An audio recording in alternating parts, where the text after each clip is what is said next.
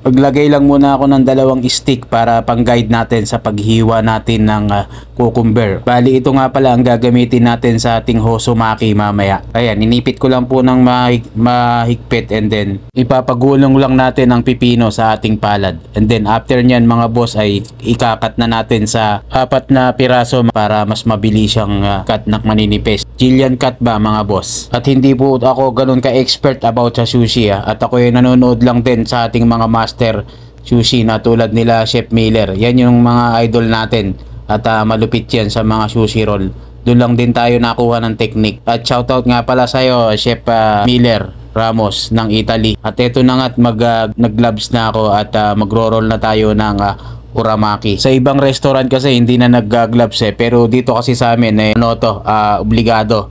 Lalo na at pag nahuli ng baladiya dahil mabawal nga ang walang gloves pagka naggagamit at naghihiwa. At dapat naka-hairnet at face mask. Alam nyo na, mahigpit nga dito sa Saudi Arabia pagdating sa pagkain mga boss. At eto't naglagay lang ako ng konting mantika. Oil lang, yung para hindi masyadong kumapit yung rice natin dahil nga masyadong malagkit to dahil sa sushi vinegar natin na timplado. Eto nga't magsisimula na ako mag-roll. Yung saktong dami lang sa ating 4 pieces. Ang timbang niya lang ay nasa 70 to 80 grams. Pero depende sa restaurant yan kung anong standard nila sa maki o sa uramaki nila. Marami kasing technique sa pag-roll ng rice Depende na po sa inyo yan kung paanong skill ang alam nyo sa pagbabalot. Pero ito ang pinaka basic lang naman dyan. Papagulong mo lang sa harap and then dito naman sa may likod.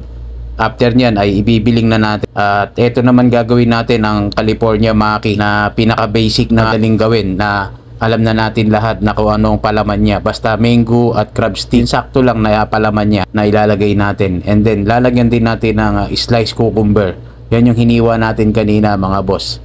And then make it sure na nakalock mabuti yan. Bali ganito lang po ako mag-roll ng uramaki natin. Make it sure na nakalock po siyang ganyan, na may pasobra ng konti sa dulo para pagka ibiniling mo po siya sa kabila, yan ang magiging lock niya para po maipit. Pagka ganyan pong ginawa nyo, sure bull yan na hindi po matatanggal ang palaman at maigpit ang kanya magro-roll. And then iikot lang natin ng isa and then press lang natin ng both side ng ating uramaki mga boss. Ayan, para siksik ang palaman and then medyo higpitan lang natin ng hawak. Yung saktong higpit lang. Kumbaga alalay lang boss and then press lang natin ng ganyan para make it sure na mahigpit ang ating roll mga boss. And then after nyan natin mahigpitan ng pagro-roll and then lalagyan na natin siya ng tobiko. At madaming klase nga po pala ang tobiko at may iba't ibang kulay po. May green, may yellow at basta marami po klase yan. Pero ito po ang pinaka main ingredients niya ng ating California Maki roll mga boss.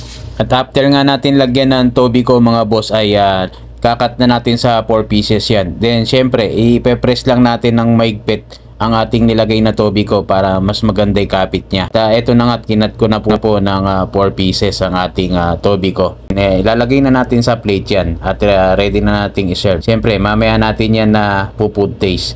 Then lalagyan lang natin ng Japanese mayo sa ibabaw para may konting design mga boss. At ang next naman natin i-roll pre ang ating hosomaki na nasa labas naman ng ating nori. Kanina ang ginawa natin ay ang nori nasa loob. Ito naman ngayon ay nasa labas.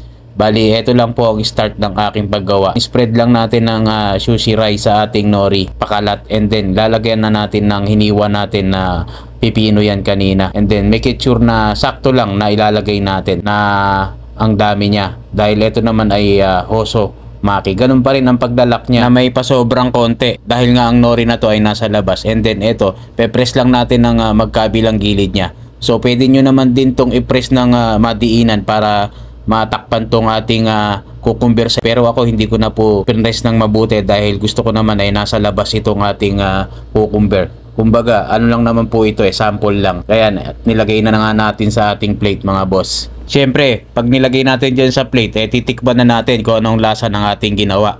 At ito nga't kinain ko na at nakalimutan ko na nga isawsaw sa may kikuman o sa soya. Pero pwede naman pong hindi na isawsaw dahil okay naman po ito at may lasa na ang ating uramaki at ang ating hosomaki mga boss. At special shoutout ko lang tong ating mga kaibigan na si Dato Salarda from KSA, Hulay pa, at si Boss Ocampo Daya, at si Boss Rick Andaya, at ang misis niya na si Jen Andaya. Shoutout po sa iyo boss and madam, nasuki natin. Yun lang, salamat, see you my next vlog and God bless everyone. Alright.